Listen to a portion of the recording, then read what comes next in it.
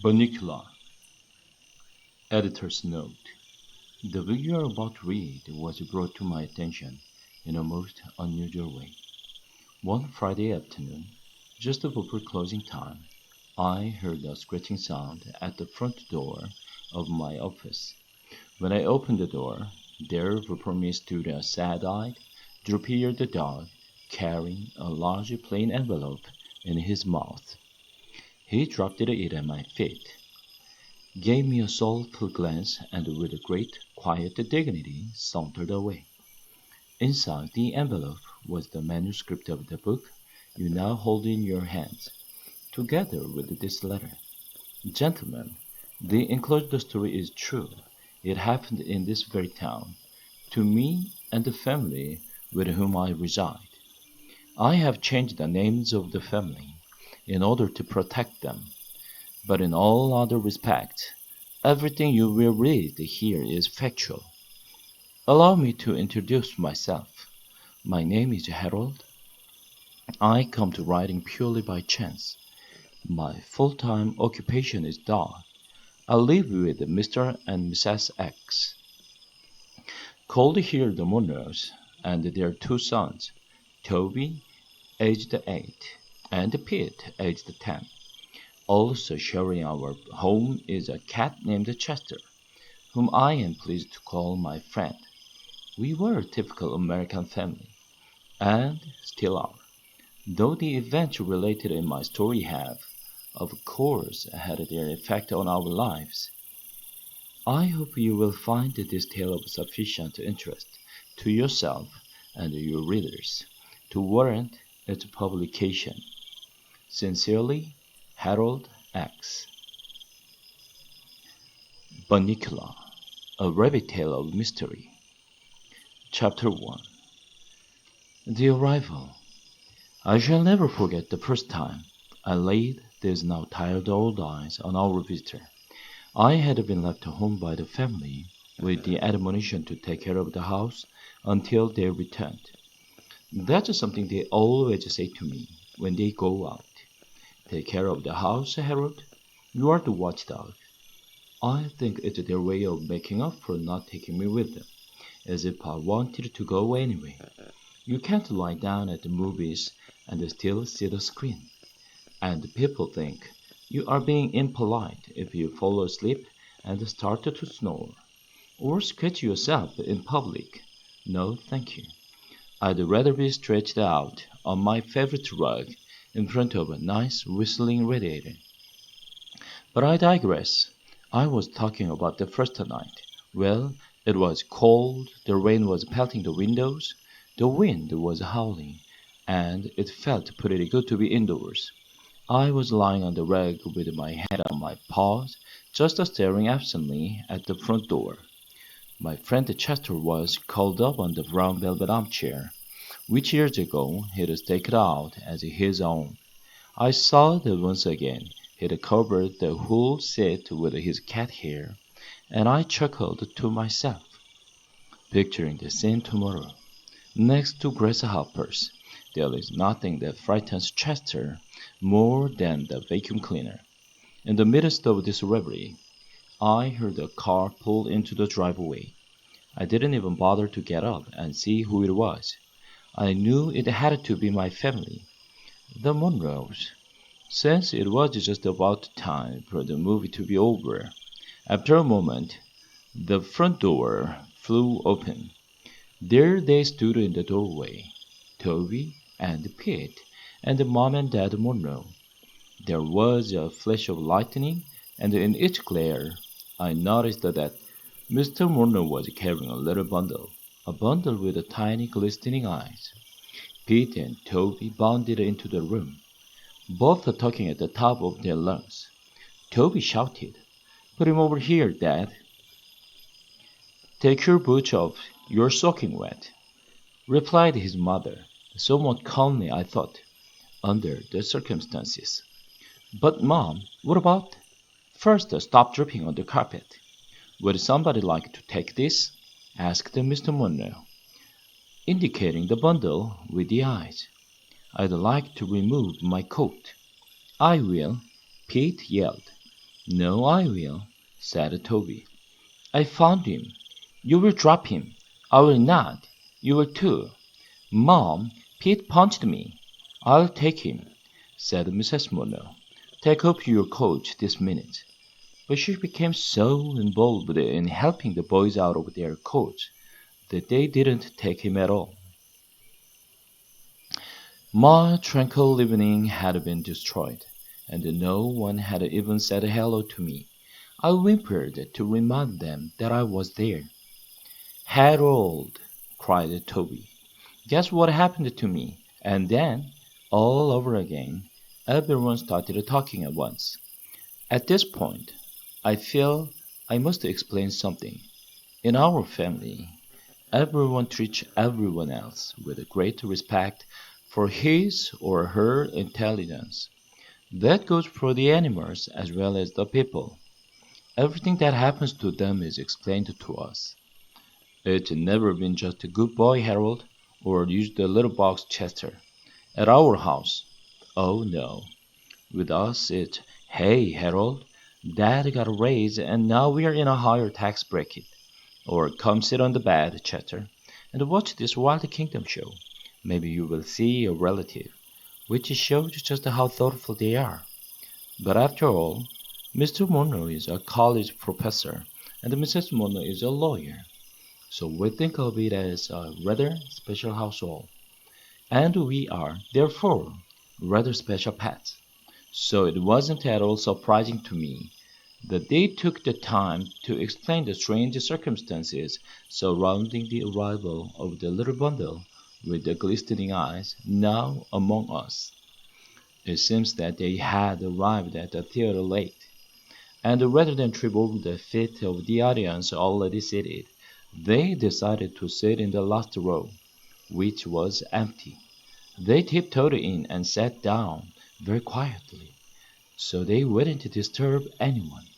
Suddenly, Toby, who's the little one, sprang up from his chair and squealed that he had sat on something.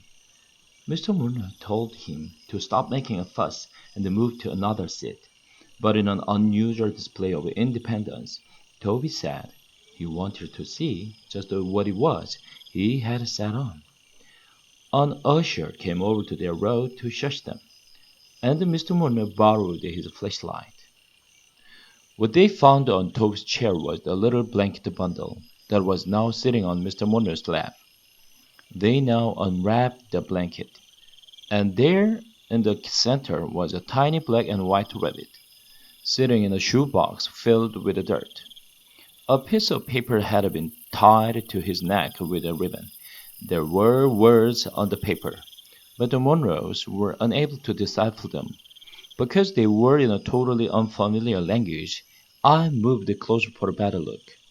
Now, most people might call me a mongrel, but I have some pretty fancy bloodlines running through these veins, and Russian Wolfhound happens to be one of them, because my family got around a lot.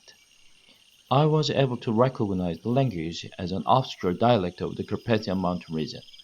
Roughly translated, it read, "Take good care of my baby." But I couldn't tell if it was a note from a bereaved mother or a piece of Romanian sheet music. The little guy was shivering from fear and cold. It was decided that Mr. Monroe and the boys would make a house for him out of an old crate and some heavy-duty wire mesh from the garage. For the night, the boys would make a bed for him in the shoebox. Toby and Pete ran outside to find the crate, and Mrs. Monroe went to the kitchen to get him some milk and lettuce. Mr. Monroe sat down, a dazed expression in his eyes, as if he were wondering how he came to be sitting in his own living room in a wet raincoat with a strange bunny on his lap. I signaled to Chester, and the two of us casually moseyed over to a corner of the room. We looked at each other. "Well, what do you think?" I asked. "I don't think rabbits like milk," he answered. Chester and I were unable to continue our conversation because a deafening crash commanded our attention. Pete yelled from the hallway. Ma, Toby broke the rabbit's house. I didn't. I just dropped it. Pete won't let me carry it. It's too big. Toby's too little. I'm not. You're too. Okay, fellas, Mrs. Murnau called out as she entered with the milk and lettuce. Let's try to get it in here with as little hysteria as possible, please. Chester turned to me and said under his breath, That lettuce looks repulsive, but if there's any milk left, I get it. I certainly wasn't going to argue with him. I'm a waterman myself. At that moment, the crate arrived, barely standing the strain of being pulled in two directions at once. Ma, Toby says he's gonna keep the rabbit in his room. That's not fair. Harold sleeps in his room. Only sometimes, I thought, when I know he's got a leftover ham sandwich in his drawer. Toby's a nice kid, don't get me wrong, but it doesn't hurt that he shared his stash with me. It was, after all, at one of those late-night parties in Toby's room that I first developed my taste for chocolate cake. And Toby, noting my preference, has kept me in chocolate cake ever since. Pete, on the other hand, doesn't believe in sharing, and the only time I tried to sleep on his bed, he rolled over on me and pinned me by my ears so that I couldn't move for the rest of the night. I had a crick in my neck for days. But he's mine, Toby said. I found him. You sat on him, you mean? I found him, and he's sleeping in my room.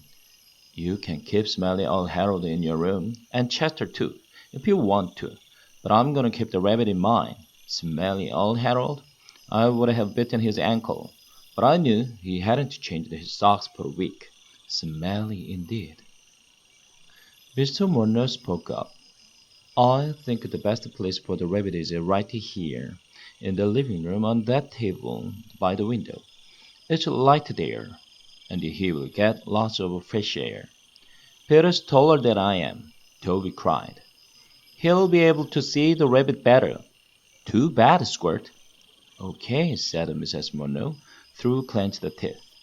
Let's put him to bed and make him comfortable, and then we can all get some sleep. Why? Pete asked. I don't want to go to sleep. Mrs. Murnau smiled a little too sweetly at Pete. Look, Ma, said Toby. He's not drinking his milk. Chester nudged me in the ribs.